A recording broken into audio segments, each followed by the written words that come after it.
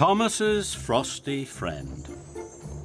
The winter holiday season is a very busy time on the island of Sodor. Percy has more mail to deliver.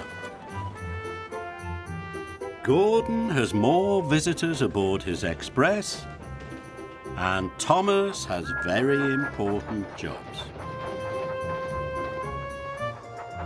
One morning, Thomas had to go to Brendam Docks. I must pick up the logs for Farmer McColl, he puffed. Percy was waiting at the signal when Thomas arrived. He was very excited. Look what's over there, Thomas, peeped Percy. Thomas looked. The children were excited. I've never seen such a big snowman. Neither have I, tooted Thomas happily. The signal changed to green and Thomas steamed away. Suddenly, a strong gust of wind lifted the snowman off the ground, away from the children. The snowman was a snowman balloon. Thomas didn't see the guide ropes catch on his buffers and get caught there. And he didn't know the balloon was now following him. Thomas stopped at the level crossing. Suddenly, the children's snowman was there in front of him. Thomas didn't know a snowman could dance in the air. "What are you doing here, Mr. Snowman?" cried Thomas. Mr. Snowman said nothing. "You must go back to the children," tooted Thomas. "They'll be very sad without you." Thomas raced away from the crossing. "If I puff fast," chuffed Thomas, "Mr. Snowman will never be able to follow me." Thomas arrived at Brendam Docks.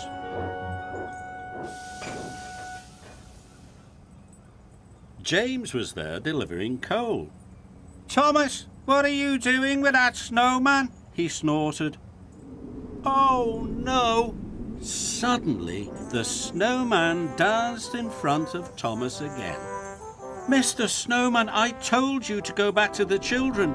Why are you still following me?" Thomas steamed off as quickly as he could. He hoped the snowman wouldn't follow him. "Thomas," called James, "why do you have a giant balloon tied to your buffers?" But Thomas didn't hear him. Farmer McColl was waiting on the platform. Thomas wheeshed to a halt.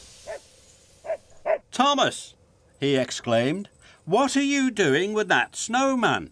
"Oh, no," tooted Thomas. Suddenly the snowman danced in front of Thomas again. "Mr. Snowman, I told you to go back to the children. Why are you still following me?" Farmer McColl didn't understand. And Thomas didn't know how to tell Farmer McColl about his frosty friend.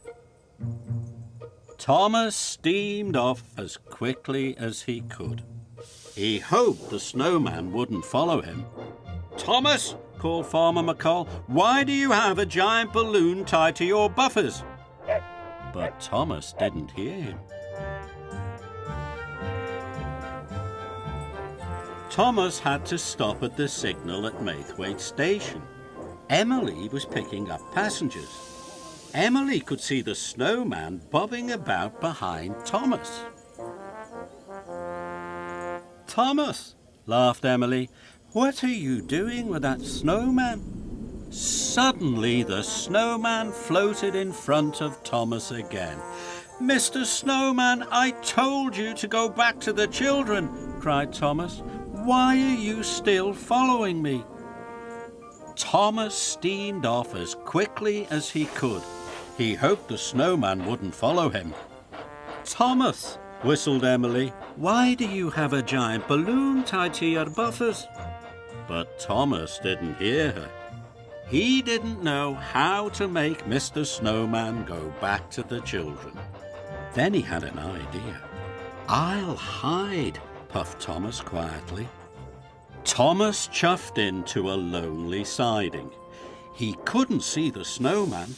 I think Mr. Snowman has gone back to the children, Thomas tooted. Suddenly a gust of wind blew hard. Mr. Snowman danced in front of Thomas again. He was still following him. I must tell the Fat Controller what has happened, cried Thomas. I need his help. And Thomas raced off.